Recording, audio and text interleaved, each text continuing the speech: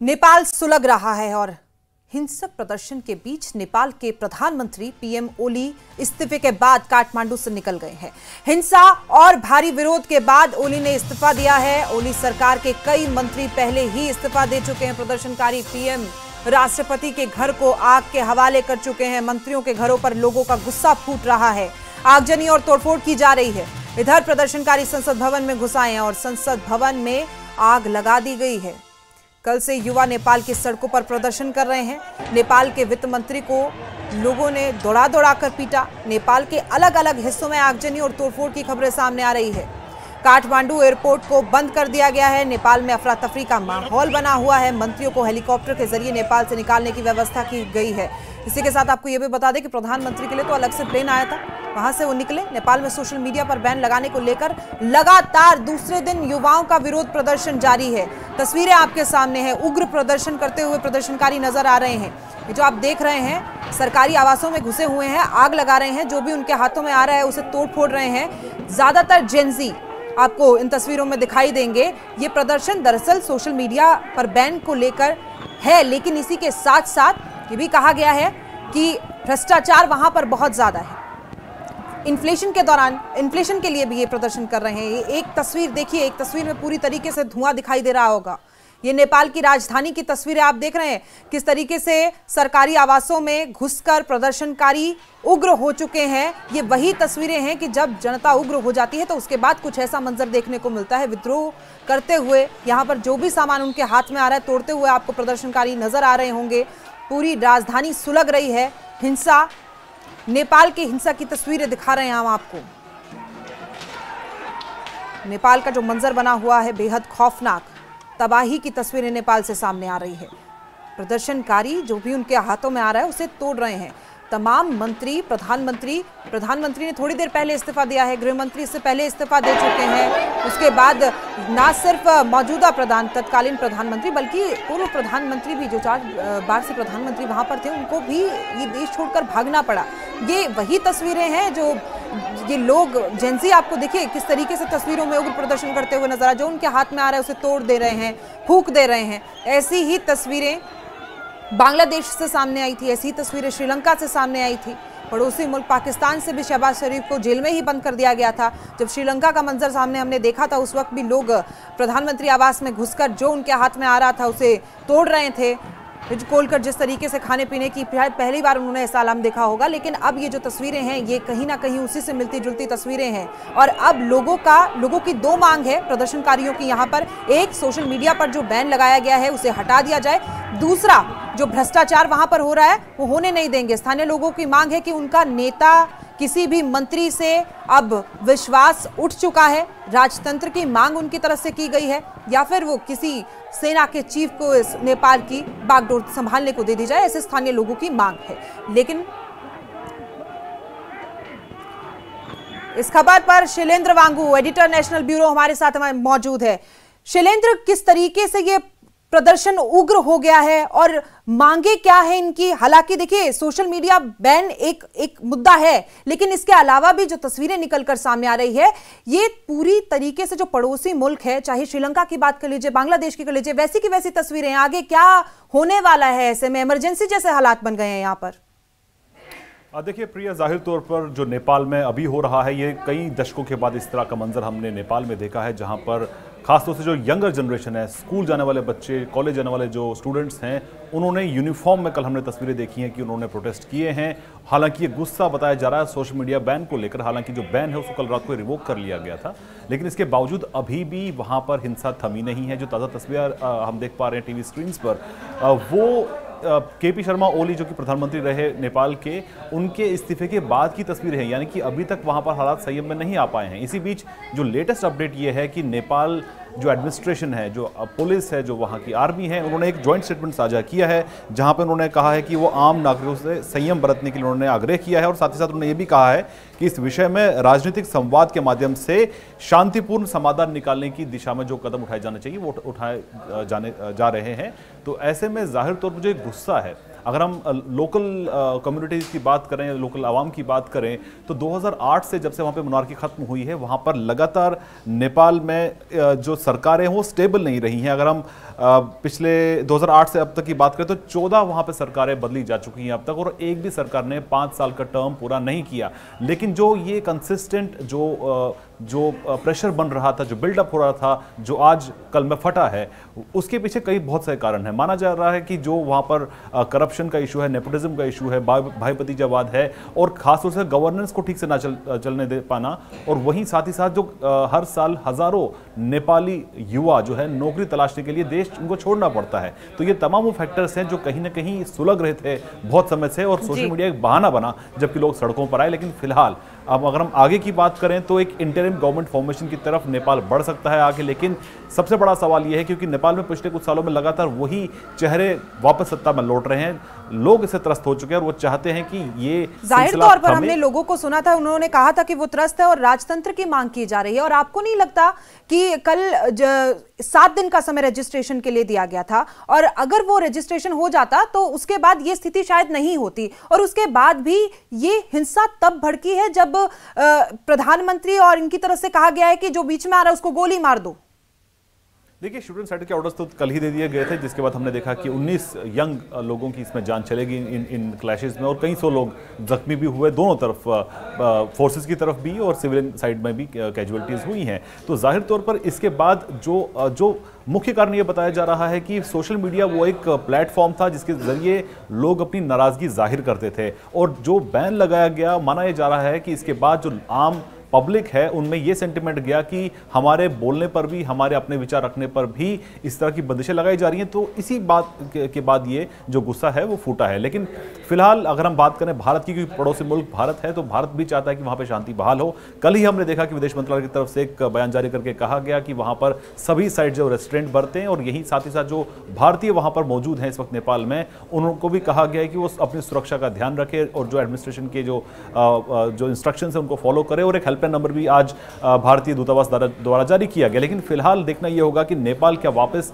कितनी जल्दी शांति की तरफ लौट पाता है। लेकिन क्योंकि फिलहाल अभी केपी शर्मा ओली के इस्तीफे के बाद भी वहां पे हालात सामान्य नहीं हो पाए हैं, अभी भी लोगों में गुस्सा है, और अब देखना यह होगा कि जो अगला चेहरा सामने आता है क्या वो वहां की जनता को मंजूर होगा या नहीं। क्योंकि जैसे कि मैंने आपको बताया कि 14 सरकारें बदल चुकी है 2008 के बाद अब से, और एक भी सरकार ने अब तक अपना टेन्योर पूरा नहीं किया है। तो जाहिर तौर पर अब देखना यह होगा कि आगे जो इंटरिम गवर्नमेंट आती है, जो वहां पे जो फोर्सेस हैं वो किस तरह का वहां पर माहौल बनाती है और कितनी जल्दी ये सिचुएशन वहां पर कंट्रोल में आ पाती है। तो देखिए, जो तस्वीरें तो सामने आ रही हैं, लेकिन इस तस्वीरों पर विराम लगना भी बेहद जरूरी है शैलेंद्र। और कहीं कुछ ऐसी भी निकलकर कोई बात सामने आई है कि यहां पर विराम लग जाएगा, क्योंकि स्थानीय लोगों से बात की जा रही है। उनकी मांग है कि अब हम किसी पे भरोसा नहीं करते हैं। वहां पर आपने खुद बताया कि एक भी सरकार पूरी नहीं, उन्होंने कहा हमने बहुत मौके दिए हैं साल दर साल, जैसे भी इलेक्शन हुए, जो भी नेता राजनेता आए, और आप देखिए वित्त मंत्री को तो दौड़ा कर पीट रहे हैं। ऐसे में विश्वास कैसे दोबारा कायम हो पाएगा, यह भी बहुत बड़ा सवाल है।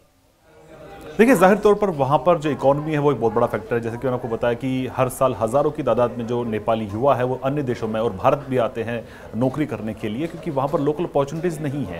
अगर हम इकोनॉमी की बात करें तो लगातार कमज़ोर होती चली गई है, और ऐसे एवेन्यूज़ नहीं है लोगों के पास कि वहाँ पर उनको एक सिक्योर माहौल दिया जा सके, उनको उनकी एम्प्लॉयमेंट का कुछ को लेकर कुछ कदम उठाए जा सके। तो ऐसे में जाहिर तौर पर जो हमारी बात कुछ लोकल नेपाली सिटीजन से भी हुई है, उनका ये कहना है कि जो उनके समय में जो चेहरे थे सत्ता में, आज भी वही चेहरे सत्ता में हैं, जो कि उनके बच्चे, जो उस जनरेशन के बच्चे भी वही सत्ता को देख रहे हैं, उन्हीं चेहरों को सत्ता में देख रहे हैं। तो वो उससे वो ऊब चुके हैं, और जो उनके कोर कंसर्न्स उनको एड्रेस नहीं किया जाता है। वहां पे नेपोटिज्म यानी कि भाई भतीजावाद का भी इशू है, वो लगातार चलता आ रहा है। और सबसे बड़ी बात है एम्प्लॉयमेंट जनरेशन की, जो कि नेपाल में नहीं है। तो जाहिर तौर पर इस माहौल में फिलहाल लोगों का गुस्सा शांत करना सबसे बड़ी प्राथमिकता होगी।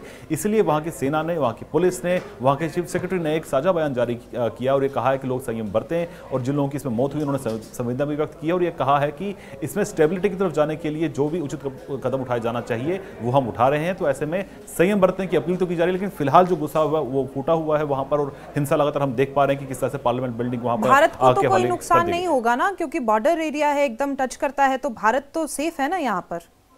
देखिए, ज़ाहिर तौर पर क्योंकि ये बॉर्डरिंग स्टेट है और भारत के साथ एक लंबा बॉर्डर लगता है नेपाल को, तो ऐसे में वहाँ पर कल जिस तरह के हालत वहाँ पे बने, उसके बाद इंडिया नेपाल बॉर्डर पे जो है सतर्कता बढ़ा दी गई है ताकि स्पिल ओवर इफेक्ट भारत में ना हो और भारत में इस तरह की हिंसा ना बढ़ के। तो जाहिर तौर पर भारत चौकस है, लेकिन भारत नज़र भी बनाए हुए है नेपाल के साथ में। हम ये भी मान रहे हैं कि जो भारत सरकार है वो भी वहाँ पर संयम बरतने के लिए और हालात नॉर्मल पर आ जाए इसको लेकर भी लगातार नज़र बनाए हुए हैं। हालांकि ये नेपाल का अंदरूनी मामला है, भारत दखल नहीं देता नेपाल के अंदरूनी मामलों में, लेकिन जाहिर तौर पर जो भारतीय इस वक्त वहां पर मौजूद हैं उनके लिए कुछ इंस्ट्रक्शन जारी किए गए, उनके लिए हेल्पलाइन भी जारी की गई है। तो क्योंकि बहुत से टूरिस्ट यहां से नेपाल घूमने के लिए जाते हैं, तो उनके लिए भी कहा गया है कि वो वहां पर जो लोकल इंस्ट्रक्शंस हैं उनका वो पालन करें। और लेकिन साथ ही साथ नजर बनी हुई है ताकि स्पिल ओवर इफेक्ट भारत के बॉर्डरिंग स्टेट्स पर ना हो, खासतौर से बिहार और जो नेपाल यूपी के जो इलाके हैं जहां से बॉर्डर सटता है नेपाल का, तो वहां पर सतर्कता बढ़ा दी गई है।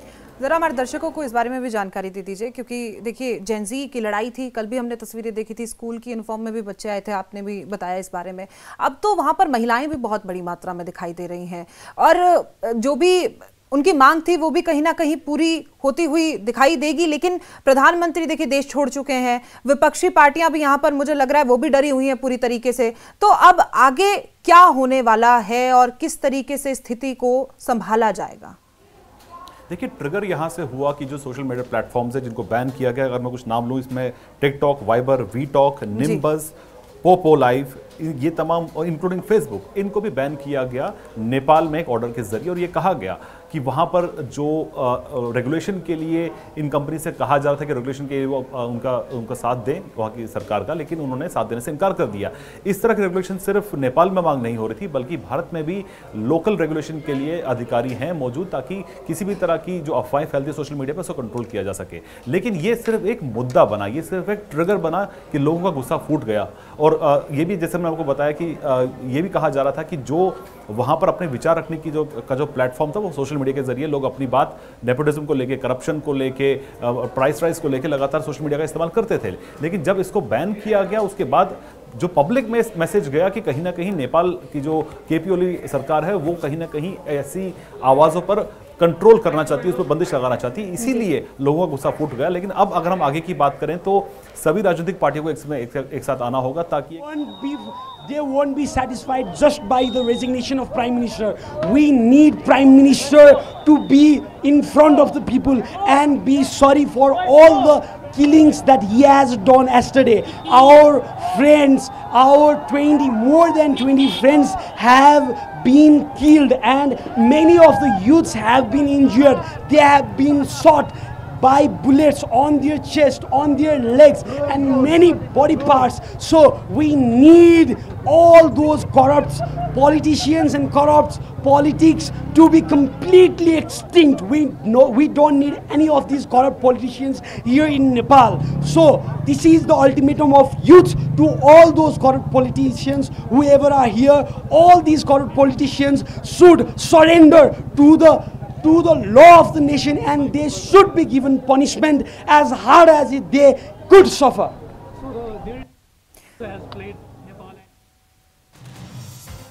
तो देखिए स्थानीय लोग वहां पर शैलेंद्र मांग कर रहे हैं कि देश छोड़ना यहां पर काफी नहीं है, सामने आए, आकर माफी मांगे।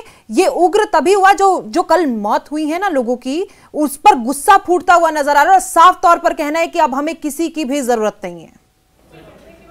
देखिए, जाहिर तौर पर इस वक्त वहाँ पर सेंटिमेंट्स भड़के हुए हैं और खासतौर से जो कल कैजुअलिटी हुई है, 19 लोगों की जान गई है, उसमें मैक्सिमम जो हैं वो स्टूडेंट्स हैं। तो जाहिर तौर पर इसके बाद गुस्सा भड़का है। मांग ये भी की जा रही थी कि उनको कंपनसेशन दिया जाए और सोशल मीडिया प्लेटफॉर्म को वापस रिस्टोर किया जाए, जो कि हमने होता हुआ देखा। कंपनसेशन को लेकर अब तक बात नहीं हुई है, लेकिन फिलहाल जो वहाँ पर एडमिनिस्ट्रेशन है, सिविल एडमिनिस्ट्रेशन जो है, जैसे मैंने आपको बताया कि वहाँ के जो चीफ सेक्रेटरी हैं, वहाँ के होम सेक्रेटरी हैं और आर्मी और पुलिस के जो अधिकारी हैं, जो टॉप ऑफिशियल्स हैं, उन्होंने अब ये मांग की है कि लोग संयम बरतें और इसके बाद एक प्रक्रिया शुरू की जाएगी। शैलेंद्र, जरा सा बहुत संक्षिप्तता में ये बता दीजिए कि अगर वो रजिस्ट्रेशन ना भी होता तो सरकार को इससे क्या फायदा होने वाला था? उन्होंने तो कहा था कि हाँ हमारे पास में डेटा रहेगा ताकि कोई फेक न्यूज या इस तरह की कोई चीजें चल रही है तो हमें पता लगे, लेकिन क्या कोई और मंशा भी हो सकती है? देखिए, जो नेपाल सरकार ने जो कदम उठाए थे बैन करने के लिए, वो एक लास्ट रिजॉर्ट होता है। अगर हम जनरली ये बात माने कि जो नेपाल सरकार ने किया वो उचित अगर कदम उन्होंने उठाया, तो उसके पीछे फैक्टर्स ये होते हैं कि सोशल मीडिया पर नजर रखने के लिए रेगुलेशन की आवश्यकता होती है, क्योंकि बहुत ऐसी फेक खबरें होती हैं, कम्युनल हार्मनी को बिगाड़ने के लिए खबरें चलाई जाती हैं। तो ऐसे में ऐसे प्लेटफॉर्म्स पर रेगुलेशन के लिए जरूरी होता है कि वो कंप्लाई करे, कंप्लायंस के लिए जरूरी, बिल्कुल जरूरी है। बहुत बहुत शुक्रिया शैलेंद्र आपका जानकारी के लिए। तो फिलहाल वक्त एक छोटे से ब्रेक, आप देखते रहिए न्यूज़ 18 JKLH।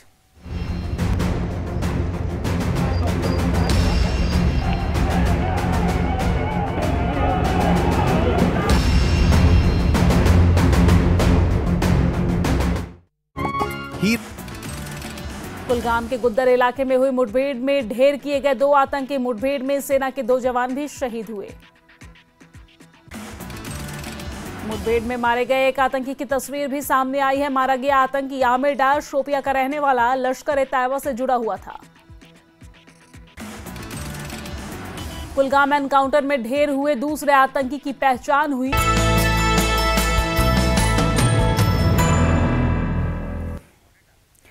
विधायक महराज मलिक की गिरफ्तारी के विरोध में डोडा में जगह जगह प्रदर्शन हो रहा है और डोडा में प्रदर्शन के दौरान गंडोह के SHO पर आपको बता दें कि धारदार हथियार से हमला किया गया।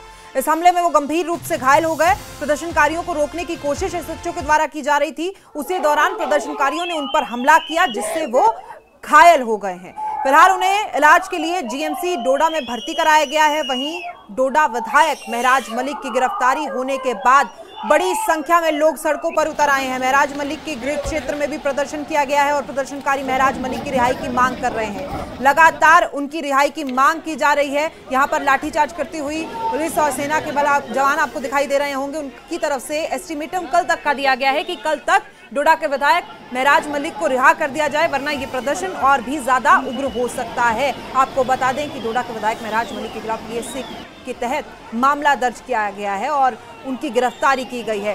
डिप्टी कमिश्नर और सरकारी कर्मचारियों और अधिकारियों पर अभद्र असंसदीय भाषा इस्तेमाल करने का उन पर आरोप है, जिसके बाद से उन्हें गिरफ्तार कर लिया गया है। हालांकि इस मामले में भारतीय जनता पार्टी की तरफ से कोई प्रतिक्रिया नहीं आई है, उन्होंने चुप्पी साधी हुई है, लेकिन तमाम विपक्षी पार्टियां एक साथ है, एकजुट हैं और उन्होंने महराज मलिक की गिरफ्तारी को गलत बताया है। समीर भट्ट और फिरदौस हांडे हमारे सहयोगी इस खबर पर ज्यादा जानकारी के लिए हमारे साथ मौजूद है। समीर, अब ये प्रदर्शन और ज्यादा उग्र होता जा रहा है, ऐसे में ये जो SHO पर हमला किया गया है, क्या उसकी तस्दीक कर दी गई है, पहचान हो गई है?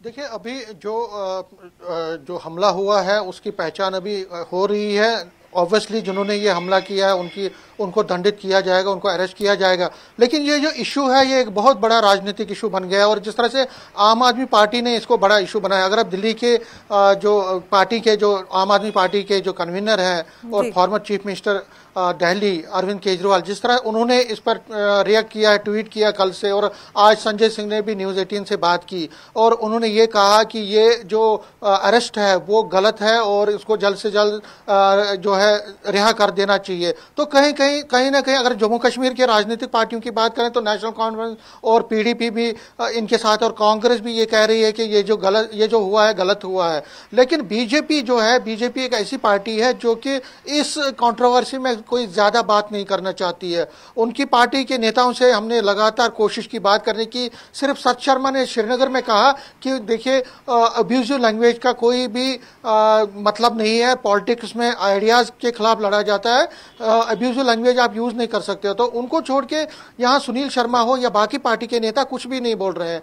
लेकिन राजनीति इसमें खूब हो रही है और नेशनल कॉन्फ्रेंस हो, PDP और बाकी पार्टीज हैं लगातार इस पे बहुत राजनीति कर रही है। और अगर हम आज जम्मू की बात करें तो जम्मू में भी यहाँ पे भी आज आम आदमी पार्टी का प्रोटेस्ट हुआ, इसी के साथ साथ जो डोडा है, किश्तवाड़ है और बाकी जगहों पे। लेकिन कहीं ना कहीं जैसे मैं सुबह भी कह रहा था कि इस मामले के दो पक्ष हैं। एक पक्ष ये कहता है कि महराज मलिक जो है उनका ढंग नहीं ठीक है, उनका एटीट्यूड ठीक नहीं है, उनका वो जो करना चाहते हैं, जिस तरह से वो लैंग्वेज यूज करते हैं, जिस तरह से वो बिहेवियर करते हैं, जाहिर तौर पर इस भाषा का इस्तेमाल तो नहीं करना चाहिए। समीर, आप बने रहिए हमारे साथ। फिरदौस का रुख करते हैं। फिरदौस, देखिए PSC के तहत मामला मामला दर्ज किया गया है और कल जो प्रदर्शनकारियों लगातार उग्र हैं उनकी तरफ से कल तक का एस्टिमेटम दिया गया है। ऐसे में अब आगे की रणनीति क्या है वहां पर सरकार की, क्योंकि अगर ये एस्टिमेटम कल का दिया गया है, आज की ही जो तस्वीरें बेहद खौफनाक है और एसएचओ पर हमला कर दिया गया, अब फिर से कल तक के एस्टिमेटम के बाद में क्या कुछ तस्वीरें निकलकर सामने आ सकती है और तमाम पार्टियां क्या रुख अपनाएंगी इस पर? जी देखिए, कल महराज मलिक का पीएससी लगना और उसके बाद उसको कठुआ जेल पहुंचाना जो है, उसके बाद जो है प्रोटेस्टर जो है कल से लगातार जो है यहाँ जिला डोडा और जिला किश्तवाड़ में प्रोटेस्ट कर रहे हैं और डेमोन्स्ट्रेशन कर रहे हैं। लेकिन मैं अगर उनके आबाई वतन की बात करूं, आबाई गांव जो उनका होम टाउन तेंदला है, वहां से आज हजारों की तादाद में लोग जो हैं जिला हेडक्वार्टर डोडा की तरह निकल रहे हैं और लगभग 30 किलोमीटर का सफर उन्होंने तय किया है। आपने देखा है, हम बिल्कुल प्रोटेस्ट के साथ साथ कवर कर रहे हैं इस पूरी न्यूज 18 एक वाहिद चैनल, नेशनल चैनल है जो इस पूरे इवेंट को कवर कर रहा है, इस पूरे जो डेमोन्स्ट्रेशन को जो है कवर कर रहा है। मैं आपको बताऊं कि लेकिन इस दौरान जो क्लैश अभी इरप्ट हुआ between protesters and administration police, इसमें अभी तक जो हमारे पास तफसील आई है 8 के करीब पुलिस कर्मचारी, पुलिसमैन, पुलिस पर्सनल जिसमें डीवाईएसपी राजकुमार कौल, उसके साथ एसएचओ गुंदो, फारूक अहमद कटोच और उसके साथ पीएसआई और उनके साथ साथ 5 पुलिस पर्सनल जो है वो जख्मी हुए हैं। उनका सबसे जख्मी अगर बताया जाए, सबसे ज्यादा जख्मी जो है वो एसएचओ फारूक कटोच हैं, जो गुंदो के एसएचओ हैं, उनको जो है जेएमसी डोडा जो है मुंतकिल किया गया है, वहां उनका इलाज मौजूद चल रहा है। और अगर लोगों की बात की जाए, प्रोटेस्टर्स की बात की जाए, बहुत सारे प्रोटेस्टर्स भी जो है जख्मी हैं। अभी हमें फिगर्स, एग्जैक्ट फिगर्स नहीं आए हैं, लेकिन बहुत सारे प्रोटेस्टर्स भी जख्मी हैं, उनको भी जो है इलाज मौजूद चल रहा है, उनका भी जो है वो चल रहा है। तो मैं आपको बताऊं कि लोग जो है अब कोशिश कर रहे हैं यहां से पैदल मार्च करने की डिस्ट्रिक्ट हेडक्वार्टर डोडा, और डोडा में वो एक प्रोटेस्ट मार्च करेंगे, क्योंकि उनका कहना है, प्रोटेस्टर्स का कहना है कि बहुत जल्दी यानी कल तक अल्टीमेटम दिया है कि अगर कल तक महराज मलिक को रिहा नहीं किया गया, कठुआ से डोडा नहीं भेजा गया, तो ये प्रोटेस्ट जो है ये जारी रहेगा। जाहिर तौर पर देखिए, आज जो तस्वीरें सामने आई थी उसके बाद से ही एसएचओ पर हमला कर दिया गया है और वो फिलहाल इलाज के लिए भर्ती हैं। कल तक का एस्टिमेटम दिया गया है। तस्वीरें क्या कुछ आने वाली है सामने, उस पर हमारी नजर लगातार बनी हुई है। हमारे सहयोगी लगातार लाइव तस्वीरें हमें दिखा रहे हैं। फिलहाल आप लोगों का बहुत बहुत धन्यवाद। और आपको बता दें कि ये उग्र हो रहा है प्रदर्शन बहुत ज्यादा, और ऐसे में महराज मलिक की रिहाई की मांग जोरों पर है। इस बार हम जिला डोडा के भलीसा के दुनदी इलाके में मौजूद हैं और आप हमारे पीछे देख रहे हैं और पुलिस के दरमियान गैस का इस्तेमाल किया जा रहा है और प्रोटेस्ट में पत्थर डाल रहे हैं और क्लैश, बड़ा खतरनाक क्लैश हो रहा है दोनों पार्टीज के दरमियान में, क्योंकि कोशिश की थी अभी तक प्रोटेस्टर्स ने ये कहने की कि हम एक पीसफुल प्रोटेस्ट कर रहे हैं, लेकिन ऐसा ना होने की वजह से अभी देखो लाठीचार्ज यहाँ किया जा रहा है। प्रोटेस्टर्स पे लाठीचार्ज किया जा रहा है। आप हमारे पीछे देख रहे हैं गैस और डाले जा रहे हैं, लेकिन यहाँ दोनों साइड से जो है ये देखिए बिल्कुल यहाँ हमारे साथ लोकल्स भी है। क्या कहना चाहोगे आप? यहाँ हम पुराने तरीके से प्रोटेस्ट कर रहे थे, पुराने तरीके से, कोई मतलब हम खिलाफ वर्जी नहीं कर रहे थे एडमिनिस्ट्रेशन की भी और पुलिस वगैरह की, लेकिन अचानक यहाँ रोड पे आके पुलिस ने लाठीचार्ज किया। तो क्या कहना चाहोगे आप? देखिए, ये तो हम सुबह से पैदल चल रहे थे, 30 किलोमीटर हम पूरे नफरी के साथ यहाँ आ रहे हैं, लेकिन यहाँ अचानक यहाँ हमारी जो पुलिस है, जम्मू कश्मीर पुलिस है, उन्होंने यहाँ से लाठीचार्ज किया और आंसू गैस के गोले भी दागे और पानी का ये छिड़काव किया। लेकिन हमारी गुजारिश है कि हम पुरअमन एहतियात से यहाँ से जा रहे हैं। हम जहाँ तक जाने के लिए तैयार हैं, वहाँ तक हम जाने के लिए तैयार हैं, लेकिन एडमिनिस्ट्रेशन से गुजारिश है कि हमारे जवानों को बिल्कुल न रोका जाए, हम वरना हालात खराब होंगे, वरना हालात बहुत ज़्यादा खराब होंगे। पूरी आवाम इस वक्त टूट पड़ी है, चाहे बोंजवा हो, चाहे ठाठली हो, चाहे यहाँ कहरा हो, दुनदी हो, जितनी भी हमारी पंचायतें हैं सारी की सारी टूट पड़ी हैं। तो मैं कैमरामैन से कहूँगा, आप देखिए यहाँ जो है गैस के गोले दागे जा रहे हैं प्रोटेस्टर्स पर, क्योंकि पीसफुल प्रोटेस्ट हो रहा था। अभी तक किसी सिविलियंस ने किसी पुलिस अमले पे कोई हमला नहीं किया, लेकिन एक पीसफुल प्रोटेस्ट होने की। और यहाँ देखिए आप आंसू गैस जो है वो डाला जा रहा है प्रोटेस्टर्स पर, यानी टकराव हो रहा है। यहाँ दोनों साइड से जो है आमना सामना हो रहा है और यहाँ फायर की आवाज़ भी आ रही है, फायर की आवाज़ भी आ रही है।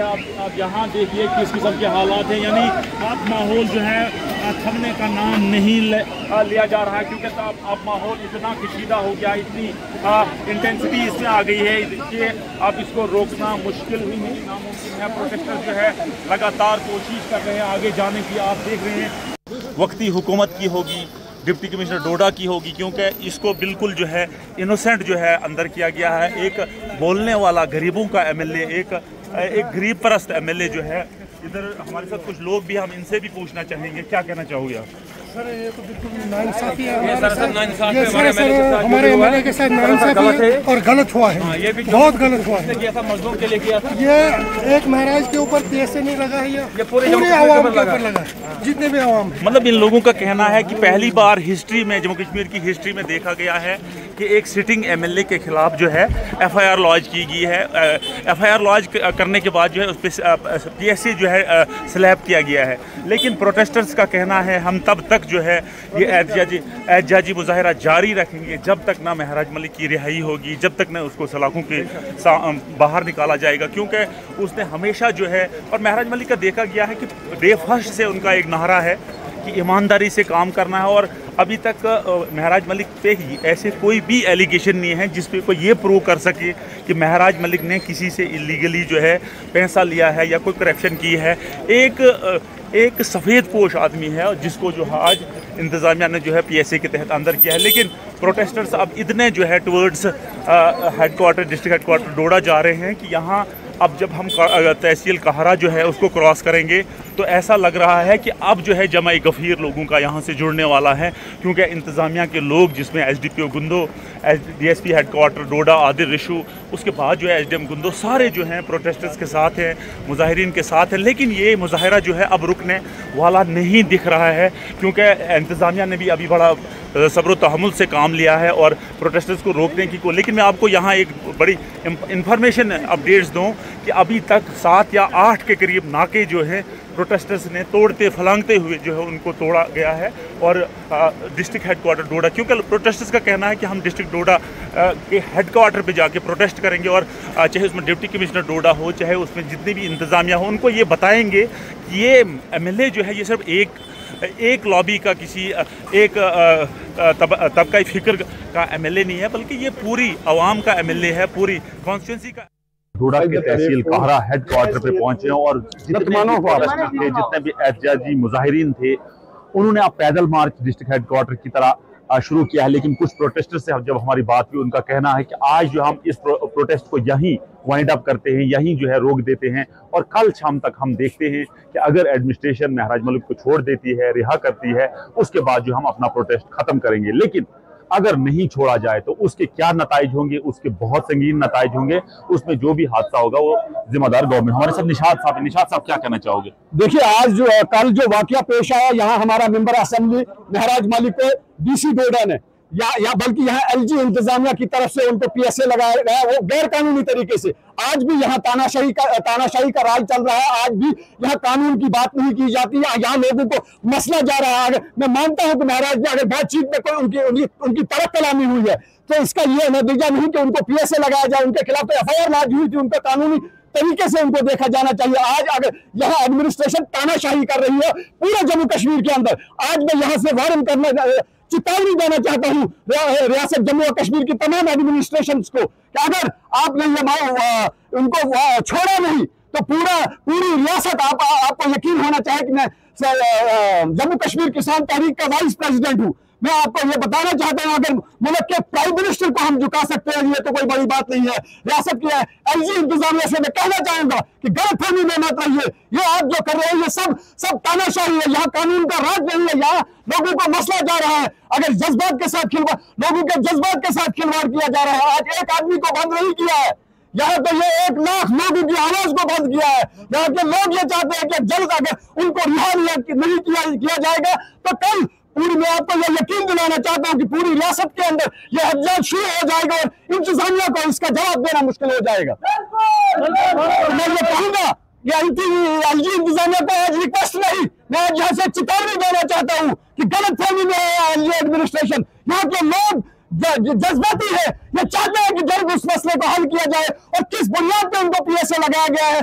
कल की जो बात है सब सेंटर की बात है, मैं ये नहीं मानता हूँ कि एक सब सेंटर की एफआईआर के ऊपर उनको पीएसए लगाया जाएगा। यहाँ तो लोगों के जज्बात के साथ खिलवाड़ किया जा रहा है, यहाँ लोगों के मसाइल को दबाया जा रहा है। आज पूरी रियासत के अंदर त्रासदी है, बर्फबारी हो रही है, बारिशें पड़ रही है, आज लोग मजबूर है। आज हमें नुमाइंदे की जरूरत थी, आज ही यहाँ की एडमिनिस्ट्रेशन ने, डिस्ट्रिक्ट एडमिनिस्ट्रेशन ने और आईजी इंतजामिया ने अपना ताकत का इस्तेमाल करके उनको जेल की सलाखों के अंदर भेज दिया। और आज हम चेतावनी देना चाहते हैं एडमिनिस्ट्रेशन से कि गलतफहमी में मत रहे, ये पूरी रियासत के अंदर ये आवाज गूंजेगी और तुम्हें इस चीज का सामना करना मुश्किल हो जाएगा। तो ये सिर्फ एक प्रोटेस्टर नहीं थे, एहतजाजी मुजाहिरीन यहाँ हजारों में, कैमरामैन से कहूंगा ये सारे प्रोटेस्टर जो हैं इतने आग बगोला हो गए हैं एडमिनिस्ट्रेशन पे कि वार्न किया है कि अगर इसमें कोई भी अनटोवर्ड्स इंसिडेंट होता है, कोई भी हादसा होता है, उसकी जिम्मेवारी जो है वो इंतजामिया की होगी। क्योंकि आज इन लोगों का कहना है, आज हम वार्न करते हैं कि कल शाम तक अगर महराज मलिक को जो एमएलए डोडा ईस्ट 52 है उनको नहीं छोड़ा गया तो कल के बाद कैसे हालात रहेंगे वो आने वाला वक्त बताएगा। नेटवर्क 18 करे फिरदौस खांडे, ग्राउंड जीरो, कारा, डोडा से। फिलहाल